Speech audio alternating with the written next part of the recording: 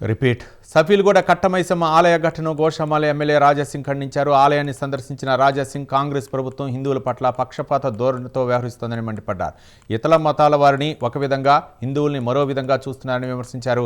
2023 నుంచి రాష్ట్రంలో దేవాలయాలపై దాడులు జరుగుతున్నాయన్నారు. ఎన్నికల సమయంలో మాత్రమే హిందువుల ఓట్ల కోసం రాజకీయ నాయకులు వస్తారని, ఆ తర్వాత హిందువుల సమస్యను పట్టించుకోవడం లేదని రాజాసింగ్ మండిపడ్డారు. మీరు అసెంబ్లీ వెళ్ళారు, ఇక్కడ నుంచే మీరు ముఖ్యమంత్రి కూడా అయినారు.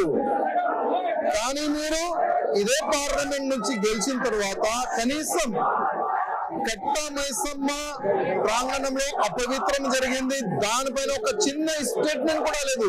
దురదృష్టం. రాజకీయం చెయ్యండి. ఏ విధంగా ఆ నాస్తికుడు క్రైటర్ రాజకీయం చేస్తాడు మీరు కూడా చేయండి, నో ప్రాబ్లం.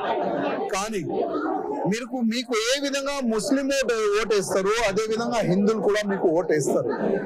ఎక్కడైనా గుళ్ళ పైన దాడు కానీ, హిందువుల పైన దాడు కానీ జరిగితే కనీసం ఒక ముఖ్యమంత్రిగా మీరు ఈ స్టేట్మెంట్ ఇవ్వాలి, అది మీ బాధ్యత. కానీ 10వ తేదీకి ఇంత అపవిత్రం జరిగింది, ఇవాళకే 4 డేస్ అయిపోయింది. ఈ 4 డేస్ మీ నుంచి కానీ, మీ ఎమ్మెల్యేస్ నుంచి కానీ, ఎవరి నుంచి కానీ ఒక చిన్న స్టేట్మెంట్ కూడా రాలేదంటే అది చాలా దురదృష్టం.